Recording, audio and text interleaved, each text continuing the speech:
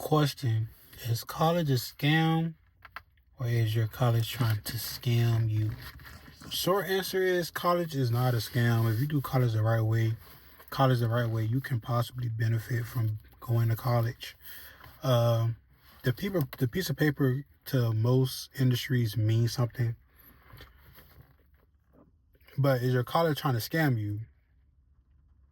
Yes, they are. Your college is trying to scam you. Your college is trying to get as much money from you as possible.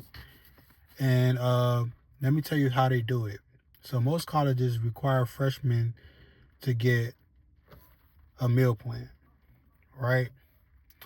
Cool. That's cool. All kids got to eat. Da, da, da, da. That's cool.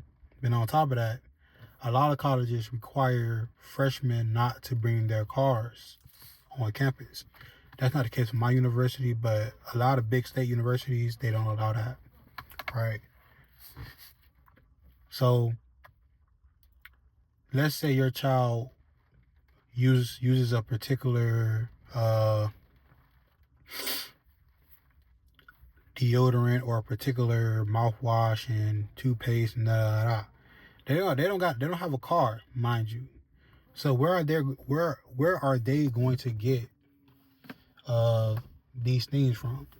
Well, most colleges have a convenience store, and in that convenience store, everything is upcharged. Like from the food, like a cookie could cost you like $3, $4, like $4 for one cookie.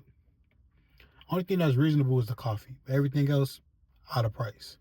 Toothpaste, $6, $7. Small thing, not the big thing, small thing. You got the deodorant. The deodorant could be $4 or $5 at home. You get a 2-pack for $4 or $5. Come here and spend $6.50 on one stick of deodorant. The drinks. Let's say your drinks back at home at your local convenience store, your neighborhood store costs $2.75 for a bottle of Coca-Cola. Here, it's gonna cost you $4.50. I don't understand why they do this. And when I was still on campus, I was fortunate enough to have a dorm where I had a kitchen, I had stuff like that in my dorm. But majority of my dorm was like apartment style, but most schools don't have apartment style dorms. You feel me? So cool, boom. We did that. I did that, and then I had my own car. I could drive around and stuff like that. Cool. So I'm in a better situation than people who are new here. They don't know the area. They don't know where to go to get stuff at.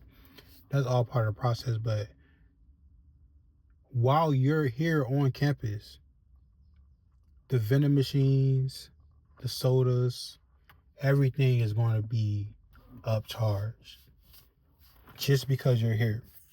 And the sad part about it is I go to a public, state-funded, federally funded institution. Why do you feel like you have the need to grab more money off of me? Why do you feel like you got to need this? It's hard. I don't want to say scam, but it's more or less a scam. Like you scamming your students out of money. You driving them further into debt. Your tuition is already more money. And let's break down my bills for my tuition, right? They will charge you more money for the class being online. I don't understand that. Why would you charge a student more money for the class being online, and then you give me a online class fee, and then you make me sign up for labs that's online with a fee, and then I gotta go pay the publisher like Kendall Hunt, Connect, McGraw-Hill. I gotta pay them to use their stuff. So where is my money coming from? Going to? So they're driving you further into debt because they're greedy. And then on top of that, fortunately, I hope kids don't have to go through this, but my university, they are short on housing. So they will prioritize freshmen That's cool and everything. I feel like freshmen should have that experience to be on campus. They, you gotta get a meal plan. I'm not against that. I feel like they gotta eat. They need to have a meal plan. Da da da. Da. But my school actively accepts more people than they can house. Right? They did this through the pandemic. They probably thought that they that education was moving into a more online type of uh thing. Most people thought they'll be working from home and be on more online, but the earth, that's the earth. The world is slowly going back to what it used to be. Everybody going in office, everybody going to classes and stuff like that. So that's not the reality. But during COVID, my university accepted way more students than they were supposed to accept. And then when it was time to come back to class and be on campus, people don't got nowhere to stay. Like, and honestly, where I go to school is prime real estate. So every house, every apartment surrounding my school in this city, you won't find an apartment for less than $2,000. And you're a kid. You don't have a job. You don't have a job to pay that. Most adults can't pay a $2,000 rent without having somebody else next to them helping them out. So for my particular school, you gotta go 2, 3, 4 cities over to find an affordable apartment complex. And then I understand that they prioritize freshmen, but you prioritizing freshmen, cool. You haven't slowed down your old habits. What's gonna happen to the freshmen you accepted in 2022? They are now becoming seniors.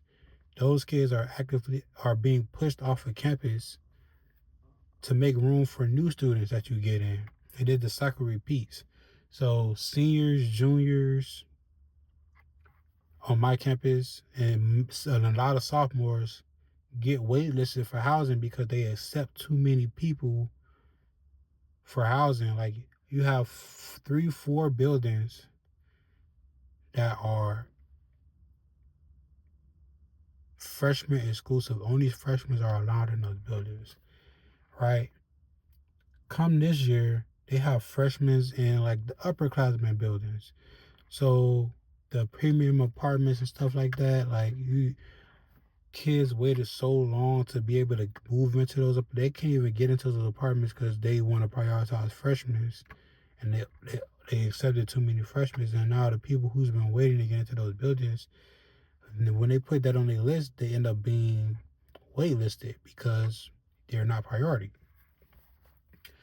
So when my university is so sad because like it's like they use those kids, they use them up, they spit them out. Like how is somebody ever supposed to finish their degree if they don't have nowhere to stay?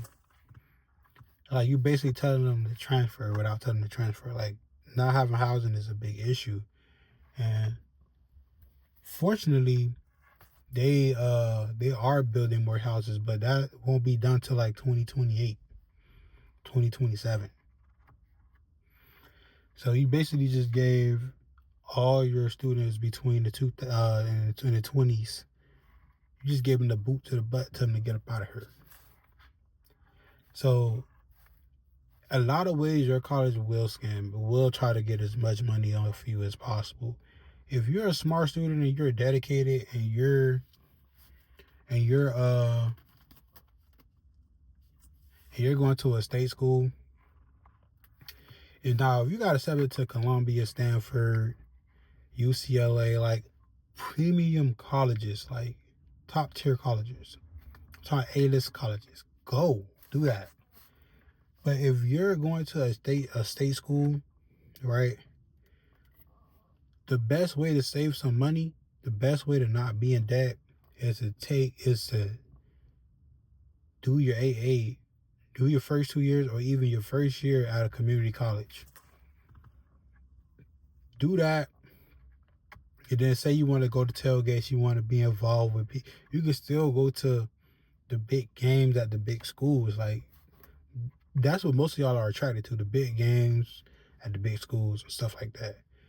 You can still go to those schools and tailgate and do stuff like that. If you go to the tailgates at Florida, Florida State, USF, most of those people never went to the school. They just love the tailgate, so they go there. A lot of those kids at USF go to U Temple. You feel me? So, bro, be very smart about what you're doing. Like, I met this girl.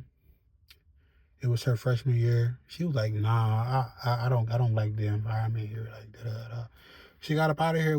She went back home. Went to community college. Hit her up like at the beginning